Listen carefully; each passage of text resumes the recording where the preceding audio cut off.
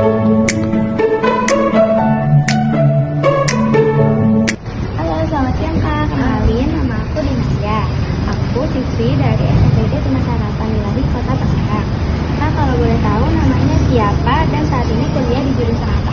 Halo, salam kenal. Nama aku Elora. Sekarang aku kuliah di jurusan sastra Jepang, sama kayak tadi yang teman aku itu. Kak, boleh dijelasin nggak apa aja sih yang dipelajari di jurusan sastra Jepang dan kedepannya dari jurusan sastra Jepang itu bisa masuk kerja di bidang apa aja? Jadi pertama di sastra Jepang itu kita belajar pasti bahasanya, lalu kayak budayanya, dinamika kebudayaannya, terus sejarahnya, sejarah kontemporer tuh modern sama yang kayak sejarah zaman dulu, sejarah Jepang klasiknya.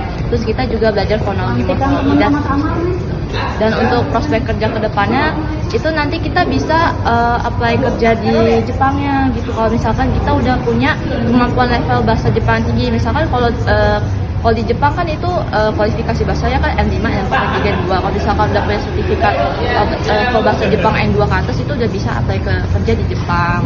Atau nggak bisa kerja di kedutaan besar atau kerja di dinas-dinas pemerintahan kayak di PNS tuh bisa kerja di dinas pariwisata. Nah, kita ambil di bagian situ. Iya. Kak, apa aja sih yang bikin kakak tertarik sama sastra Jepang? Jadi pas dulu pas pandemi aku tuh suka banget kayak nonton anime, terus suka banget suka gambar-gambar gitu. Jadi dari anime itu aku kayak tertarik sama budaya Jepang karena dari tontonan tersebut secara nggak langsung aku juga belajar budayanya juga. Jadi itu buat aku pikir udahlah aku masuk jurusan sastra udah jadi passion aku di situ gitu. Jadi berawal dari hobi ya? Iya, Kak? dari hobi. Wah, keren banget Kak. Kakak waktu sekolah pernah dapat mapel pendidikan Pancasila dan kewarganegaraan nggak Kak? Pernah.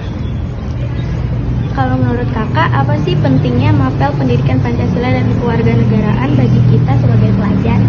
Menurut aku PKN itu penting bagi kita agar kita bisa lebih dalam mengenal tentang kewarganegaraan kita sendiri sebagai warga Indonesia.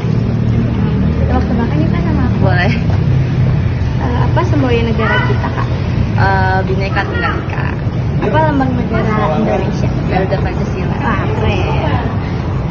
Kalau aku kan masih SMP nih, boleh nggak kasih tahu ke aku tips supaya nanti bisa kuliah di UI kayak kakaknya ini? Jadi tipsnya belajar sungguh-sungguh sih pasti, dan banyakin lomba.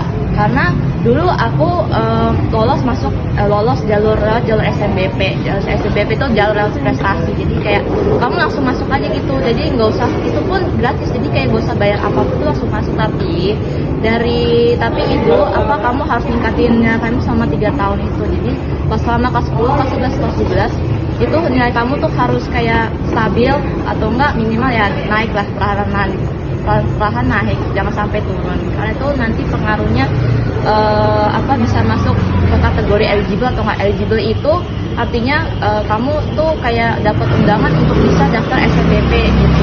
Jadi kalau kamu misalkan kayak rata-ratanya bagus, kamu bisa jadi siswa eligible, berarti kamu bisa masuk ke SNBP, kamu bisa daftar SNBP. Nah, kalau kamu nggak dapat eligible, tuh kamu nggak bisa masuk SNBP sama sekali. Jadi kamu kayak harus ikut jalur tes, jalur mandiri, dan lain-lain. Kakak pasti dulu anak ambis ya? Enggak sih, jujur enggak. Tapi aku banyakin lomba sih. Karena kalau sekedar cuma nilai rapot tuh ya semua orang pasti banyak kan nilai rapotnya yang kayak bagus-bagus. Tapi kita juga lihat dari sertifikat lomba, karena itu yang menentukan gitu sih. Wah, ya. Baik Kak. Oke. Doain aku ya Kak bisa kuliah Ya, di sini. amin. Dan terima kasih Kak atas waktunya. Iya. Semoga kuliah Kakak lancar, Amin. lulus dengan baik. Amin. Ya, kasih ya. Makasih Kak.